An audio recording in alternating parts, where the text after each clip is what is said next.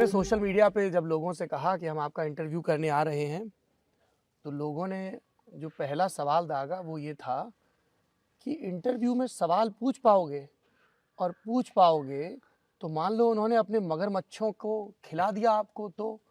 फिर दूसरे ने पूछा कि मगरमच्छों को मछली खिलाते हैं कि आदमी, और तीसरे ने पूछा कि आपने अपने तालाब में कितने मगरमच्छ पाल रखे हैं।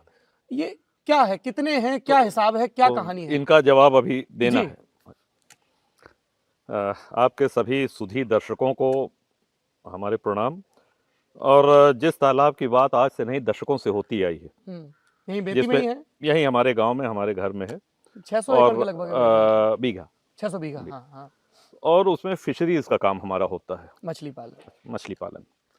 और कोई भी व्यक्ति जो मछली पालन करेगा वो मछली के साथ मगरमच्छ पालन नहीं करेगा, क्योंकि मछली जो है वो बचेगी नहीं कुछ। खैर, लेकिन हमको आश्चर्य इस बात पे होता है कि 20-25 वर्ष बीत गए, लेकिन ये सवाल अभी तक जो भी पत्रकार आते हैं, चाहे वो प्रिंट या इलेक्ट्रॉनिक के हों, ये सवाल आता जरूर है, जरूर पूछा जाता कि है कितने मगरमच्छ कितने हैं। हाँ। तो पहली बात तो हमने कहा कि जो फिशरीज करेगा वो मगरमच्छ नहीं पालेगा।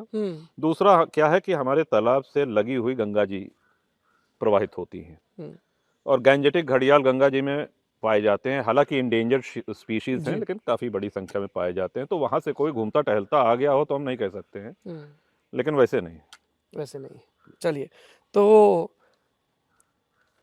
तालाब में मगरमच्छ नहीं है होते भी तो भी इंटरव्यू आगे बढ़ता, क्योंकि हमारा तो काम ही है सवाल पूछना। 1993 पहली दफा आपने ये दावा किया कुंडा की जनता के सामने, निर्वाचन सदन में शपथ लेके, कि आप उनकी दावेदारी के, उनके प्रतिनिधित्व के योग्य हैं। आप एक ऐसे परिवार से आते हैं जो रियासत का परिवार रहा है।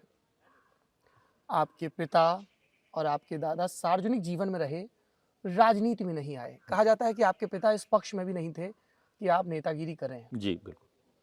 तो फिर कैसे हुई शुरुआत? लखनऊ विश्वविद्यालय से स्नातक करने के बाद घर की ओर आए। अकेले हैं, कोई भाई बहन नहीं है। तो हमारा एक कॉन्सेप्ट ये शुरू से ही क्लियर था कि शिक्षा तो आवश्यक है, और जो भी अच्छे से अच्छी वो ग्रहण करनी चाहिए। शिक्षा ग्रहण करने की कोई आयु भी नहीं होती, लेकिन रहना हमको अपने गांव में ही, क्षेत्र में ही है। तो हमको कहीं बाहर कोई व्यापार या नौकरी या इसके लिए नहीं जाना है, और यहीं का जीवन हमको बचपन से सबसे अच्छा लगता था। तो ये कॉन्सेप्ट हमारा क्लियर था कि पढ़ाई लिखाई समाप्त होने के बाद लौटना घर को है। पढ़ाई के लिए भी आप ज्यादा दूर नहीं गए? आपके पिताजी जी बिल्कुल। हमारी पूरी पढ़ाई प्रयाग में हुई है, इंटर तक, और उसके बाद लखनऊ विश्वविद्यालय।